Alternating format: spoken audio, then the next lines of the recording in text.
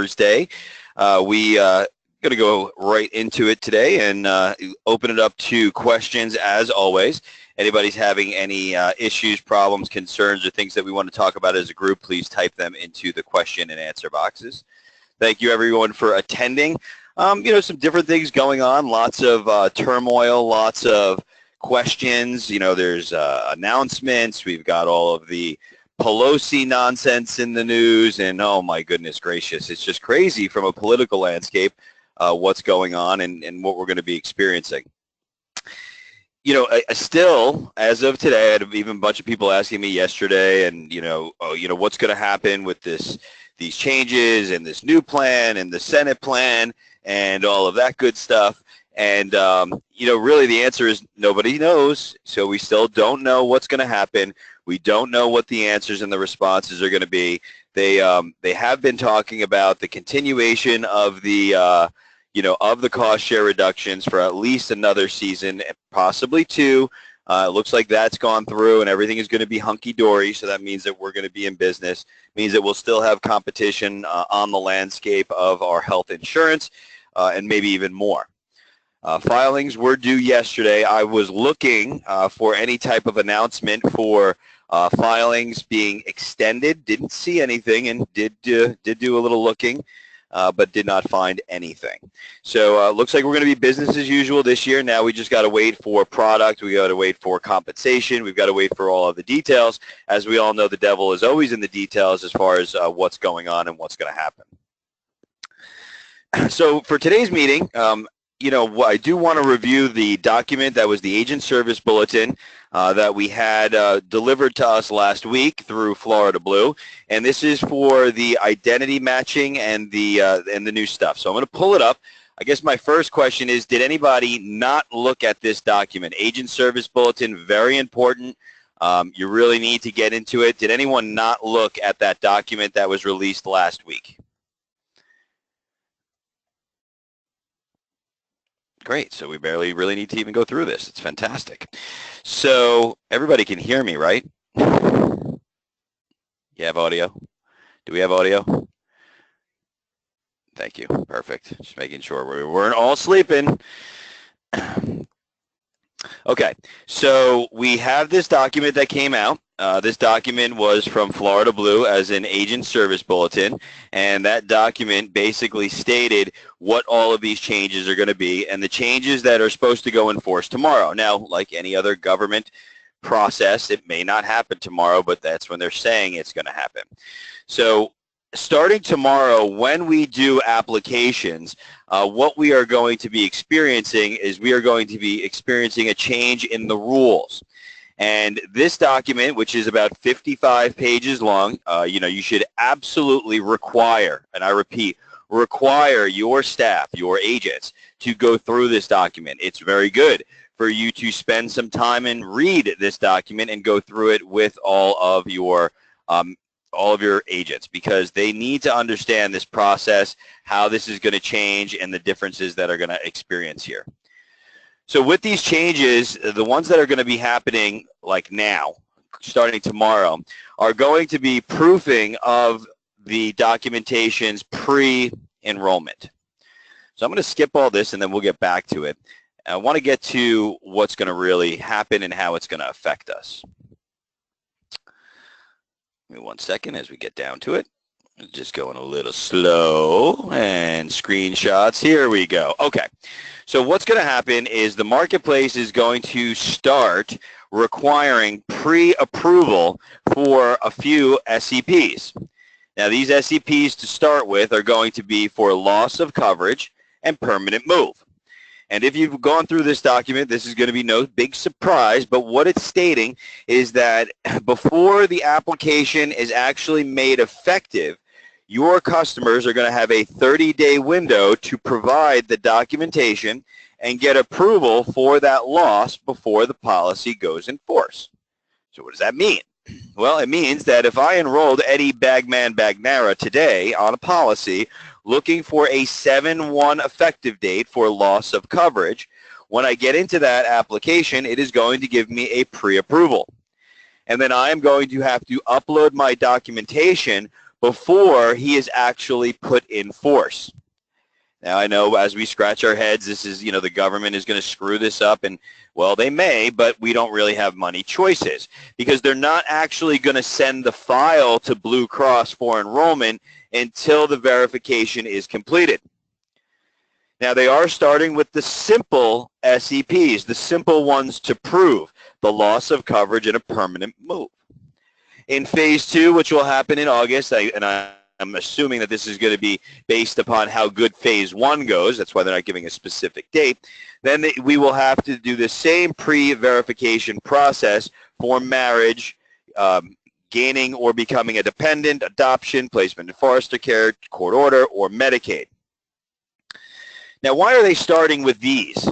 Well, these are easy to prove. So these are very simple ways that you can make sure you've got appropriate documentation, letters of credible coverage, letters from an employer, and there are a slew of options that you have for proving these. You get that documentation uploaded at the time of application, and you should be good and right as rain. If your customer, where I think we're going to have difficulty, this is where you have to think about the problems that this is going to cause. Going back to my Eddie enrollment, if I enrolled Eddie as of today, and he's looking for a 7/1 effective date, but let's just say he's a busy guy, and he drags his feet. He doesn't provide me with the appropriate documentation.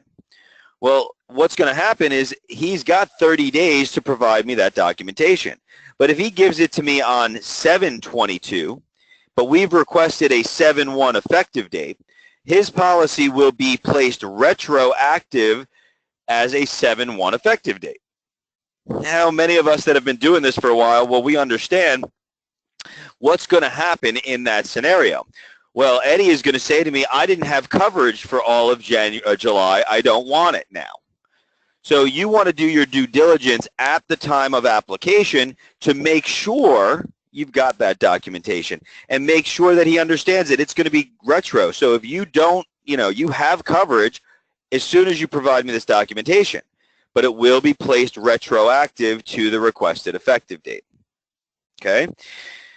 That's where I see the difficulty lying, is those people that, are going to miss their enrollment because if we pass the 60-day window, then what happens? Well, now he's lost his opportunity for his SEP, and we're dealing with a whole nother scenario at that point in time. So it's going to be a little cumbersome. Easiest way for you to get through it is make sure when you're doing your enrollment, make sure when you're looking at this and you know it's a loss of coverage or a permanent move, get that appropriate documentation at that time. Don't drag your feet. Don't wait for the customer, and almost require it, because otherwise you're going to be writing a policy that's never going to get issued. So yesterday when we talked about this as a group at A&B and with our agents, I was a little surprised to see some of the reactions and some of the questions that we had as far as documentation and SEP documentation that was acceptable. I think it's a good idea, due to my shock and awe, that you would probably want to review these with your teams as well.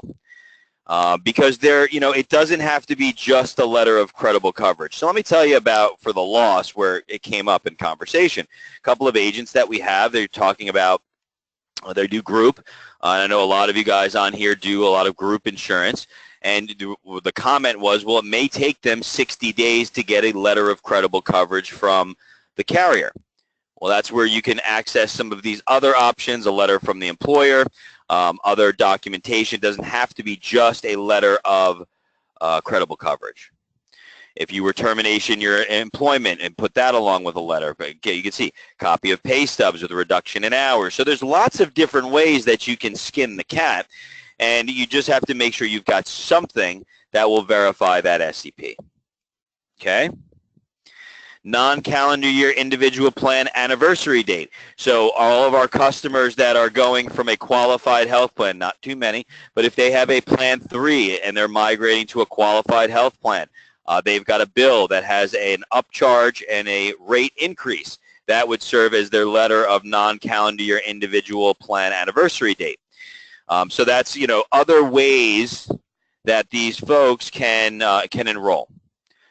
So make sure you review this. There's only one item on this that I want to bring to everyone's attention that I'm still waiting for clarification from leadership at Florida Blue. And that is a change in circumstance that does not result in an SEP. Well, what do I mean by that? Well, in the event that I just change my name, or I change my sex, or I change my phone number, or my email, or my method of contact, if that occurs, that is not going to result in an SEP.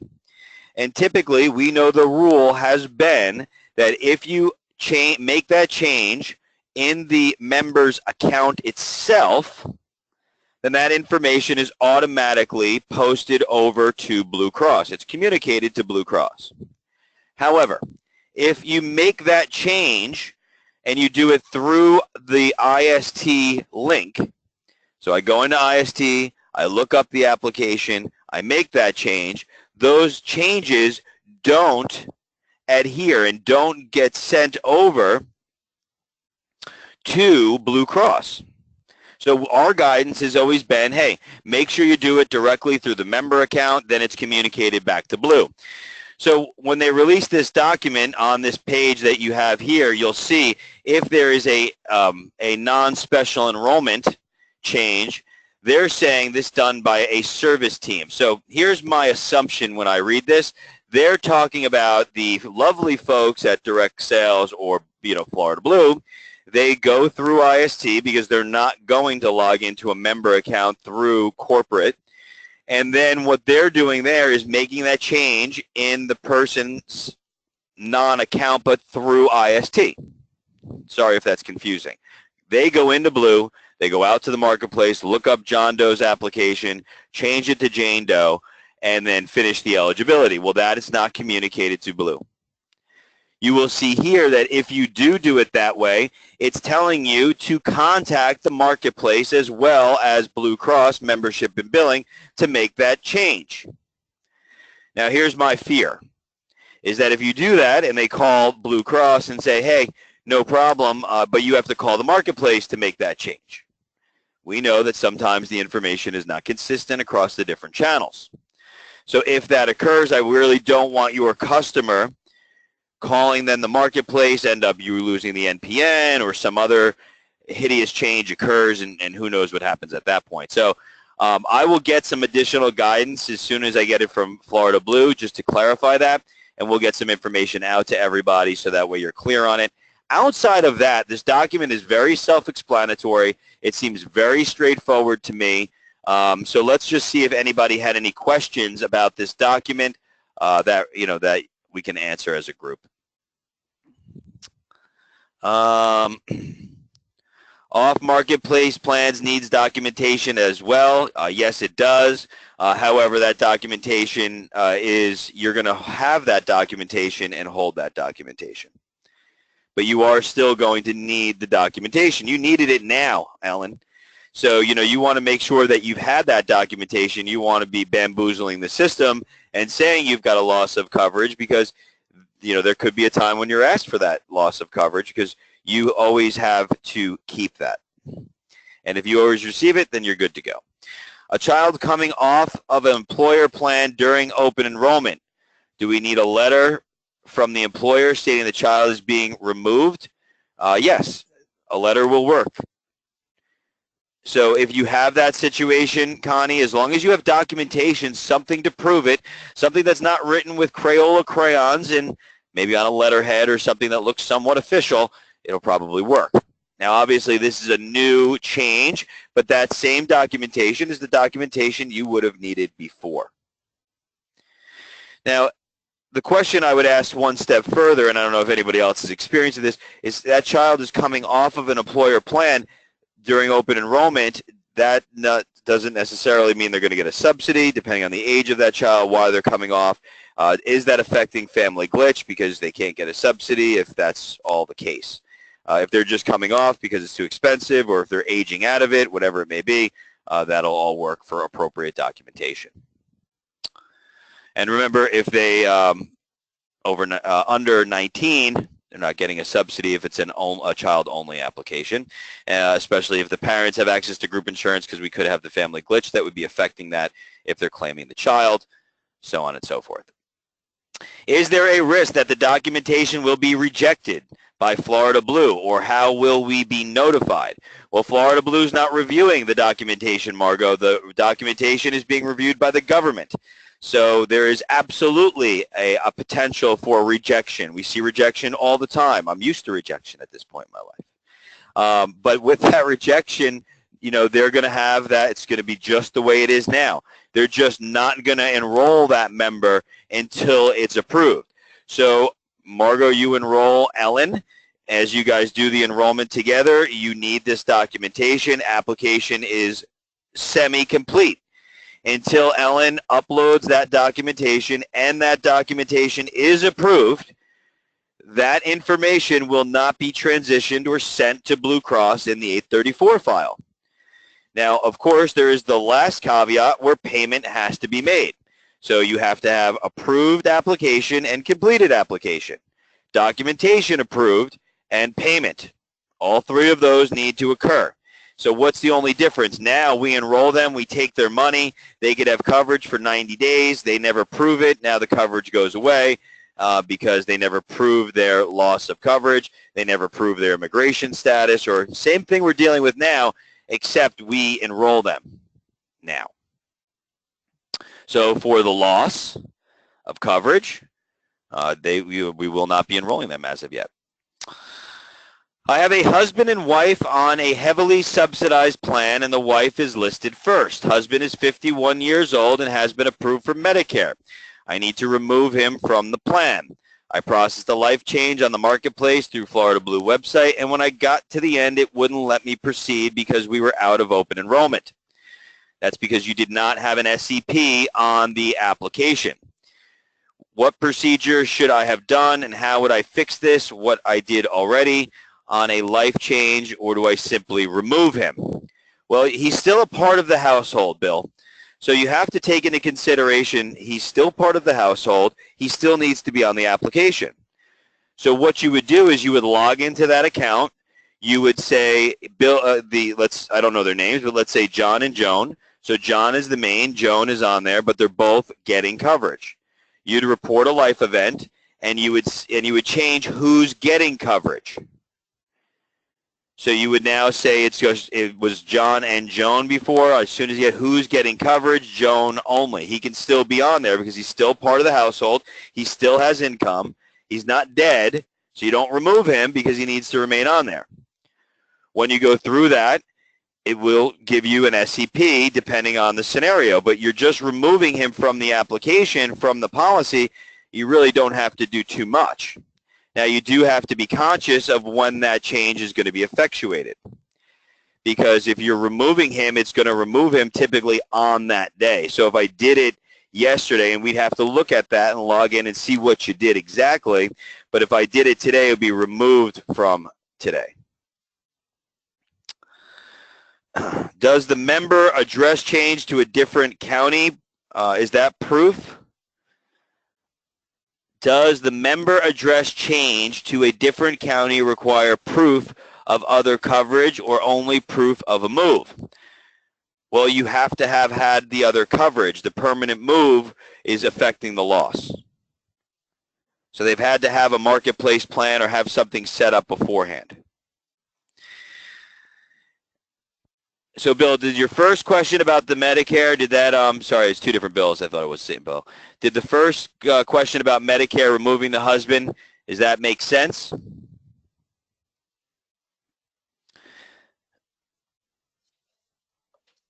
Okay. If someone lost their job or group insurance but now has no income, can they get a subsidy based on what they have made this year? Or can they not get a subsidy because of no income? Well, it depends on what the rest of the year's income is going to look like. So let's just say that you talk to Dixie, and Dixie has had a job all year long, and she loses her job now in June. She's made $40,000 up until now, but she is going to be independently wealthy for the rest of the year, and her family of 3 she's not going to get a new job. Then I would use the $40,000 worth of income at that point in time, because remember, it's an annual income that they're looking at. If, for example, she is going to be getting unemployment, if there's going to be other income, remember, it's an estimate. You can estimate an income for the rest of the year. You can use what she's made already because she has made money up until this point. We're 6 months in. So it is something that you can absolutely work with, and you should be writing those people because it is an estimate. You do, however, and want to manage the expectations of the customer that if they don't make what they've estimated or they make way over that, that they should inform you so you can make those changes. Otherwise, they would be responsible of paying back a portion of that ATPC. So it's important that you understand that. But the answer is yes. Unemployment works just fine. You know, if somebody's getting unemployment, if someone is going to the unemployment sector, that is money, that is income, and they will be able to use that and show that. All right. So someone is asking about the, again, what are the 2 things that are going to be doing? Permanent move and loss of coverage for pre-verification. That is the SEP pre-verification process, which will start tomorrow. And we'll have to wait and see how it goes. But go through this document. It should help a great deal.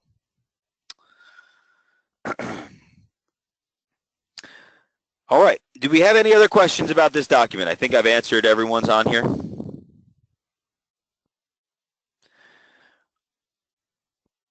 Other concerns that you guys are having, are we experiencing a lot of billing craziness? I mean, I don't see too much of it. We are seeing just the typical folks that are not paying their bill. Believe it or not, there's a lot of folks out there that are just dragging their feet. So we're hoping, you know, for a better flow of delinquency files from the carrier. Something that's a little bit more expedited is going to help a great deal. But are you guys experiencing any funny business or seeing anything odd with your teams or with the people that you're working with? You know what? In starting to really dissect, and with Florida Blue giving us a little bit more data, really starting to see the latency of people's payments. You know, just people just waiting to pay and waiting till the last minute and playing with fire. You know, I cannot believe the number of people that, and I guess I get it because of all of the billing issues we have, that are not on APO. But remember, most of the issues that we had with APO, you know, were surrounded the active renewal, and then, you know, we had this stuff in the news, but those weren't APO people that were affected. Those were other people. So, I mean, are you experiencing anything odd? Paul is saying still lots of billing issues. Some people have been getting repeat issues all year. So what specifically, Paul? Because, I mean, when we're saying billing issues, we need to be much more specific, because we're not seeing it to that level. I'm seeing a lot of people who claim that they're having billing issues, but they're just paying late. And they don't realize that, you know, I was 2 months late. I paid my 2 months. Now I didn't pay my next bill. Well, I'm still in my 90-day grace period. I mean, we all understand that the payment has to be fully caught up to be out of the grace period, right? So Mark has a bill. I don't pay for 2 months. They send me a bill for $1,500, and I've got a customer. I'm dealing with this right now. He paid his, listen to this, and tell me if this is what you're experiencing, Paul and others, because I think this is the big problem. John Doe enrolled for 1/1, and he paid his premium. He did not pay anything else until March. And at the end of March, he got a notice that his APO wasn't working. So he missed his 2/1 payment, and his notification was somewhere around 3/21, where he found out at that time he needed to pay something. Well, at that point in time, Florida Blue was asking him for $1,500. He's like, why? Why do I owe $1,500? Because you must pay for February and you must pay for March. So he pays his $1,500 in March. But that payment that he made for $1,500 paid him for February and paid him through March 31st. Well, the new bill was generated in March at that point in time, and this person, by the way, is off marketplace, so he should have been terminated already. So he calls me on June 20th and says, hey, they're not taking my payments anymore. I went to go use my insurance, and I don't have any. Why? What's wrong with you people? You people are nuts. This billing is crazy. So we dig into it. And after that March payment, he didn't pay again. So now he's got April, he's got May, and well, holy Hannah, we're over June. June is done. So I said to him, I said, well, your policy is terminated. You're off marketplace. They terminated you back to 3/31. He is irate. He's losing his mind and doesn't understand why. Well, I put it on APO. I'm like, I'm sorry, sir, but you haven't paid your premium in 3 months. Did you not notice that $750 is not coming out of your account? And granted, I guess most of these people are so independently wealthy that they don't realize $700,000, $2,000 is not coming out. That's fantastic for them. But if I didn't pay my mortgage for 3 months, I'd be getting a knock on the door or somebody be calling me. Well, he tries to tell us that he didn't get any notification. He didn't get any email communication, nothing at all. Well, that's fine. So now we're trying to get it reinstated. Off marketplace, hasn't paid his premium in 3 frickin' months.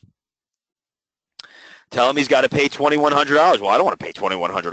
Well, what do you think? You're going to get away with not having insurance? You have to have continuous coverage. It's not how it works.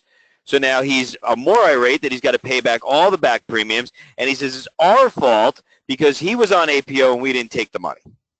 But he still doesn't want to pay the $2,100 that, well, he had coverage for those 3 months, so finally talked him into understanding. But that's what we're seeing a lot of. We're seeing a lot of people that go their first month and they don't realize that they're late because they didn't pay. They pay at the end of the month, which is fine because that'll reset their clock from ticking in their grace period, and that's the key. But a lot of people are just playing with fire. They're going into month 2, and then they're paying 2 months back, and then their claims are suspended, but they really got to stay on top of it. So is that what you guys are seeing, stuff like that?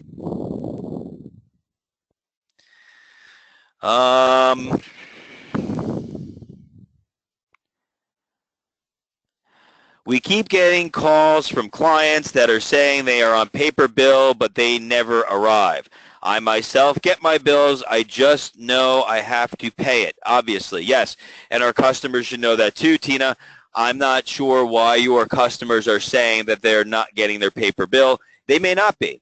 But if they're set up on electronic communications, they can always log into their member accounts, see how they're delivering the communications to them, and making sure that they are on paper.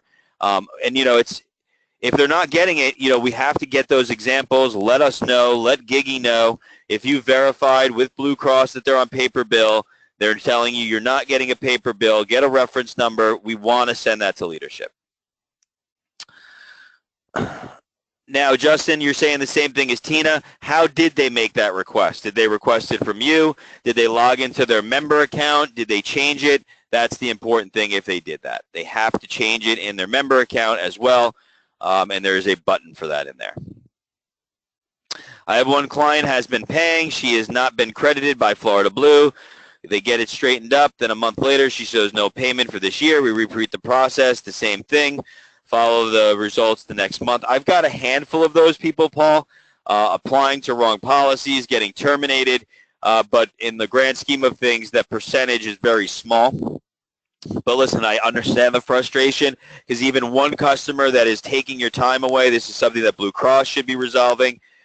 There's an underlying issue to those types of cases, and typically it's resulting in multiple policies in 2016.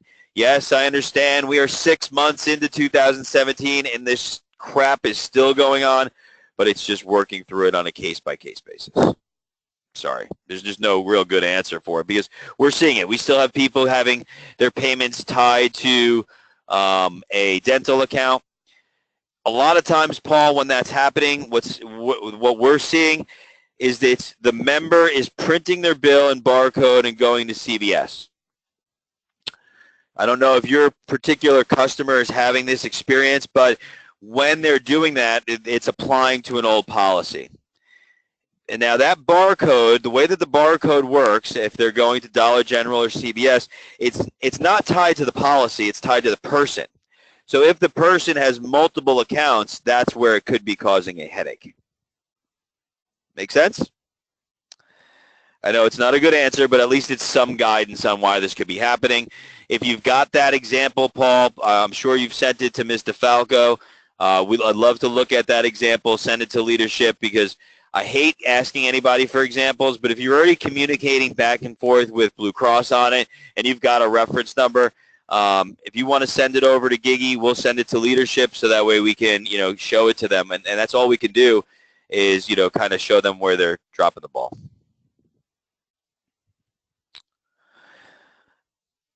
I have some ongoing issues with people that are on ACA plan and one ages into Medicare. Florida Blue invariably cancels the remaining member, even though we call the marketplace and we have done it correctly. Have you had this problem? No, I have not. But it doesn't surprise me that that is a problem, Martin. So we'd have to look at it and kind of see where we're at.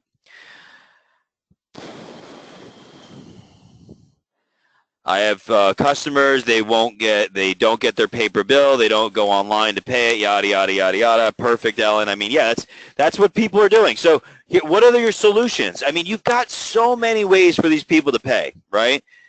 They can go in and just print their paper bill out of their member account and bring it to Dollar General or bring it to CVS. They don't even need their bill. They can log into their Wells Fargo account, they can log into their Chase account and electronically set Florida Blue up as a pay receiver. Depending on your bank, they call it all different things, and do it that way. So they don't need, but you got to pay your friggin' insurance every month. I mean, it's like if I don't pay my car payment every month, then there's a tow truck sitting out in front of my house after 3 months, right? I got to park in different garages, and I got to go park it at my friend's house or my cousin's house or whatever it may be. If it was their house or their mortgage, and most of these people's coverages are as expensive as a mortgage. So, geez, you would think we'd notice. For a child-only policy, Florida Blue won't talk to the parent, even though all the parent's info is on the application. Create an account for a child only. Correct, you cannot. So it is a nightmare. So I haven't heard ever, Paul, that a parent cannot talk for a child's policy. That's news to me. I know, and it is a known fact issue, that you cannot create a child-only account on Florida Blue. So that we know is a problem. But that's the first time I've heard they won't talk to the parent, and I would venture to guess that that's incorrect. Not you're doing something wrong, but maybe that, they need training. It's just not right. I would call with them if you'd like. All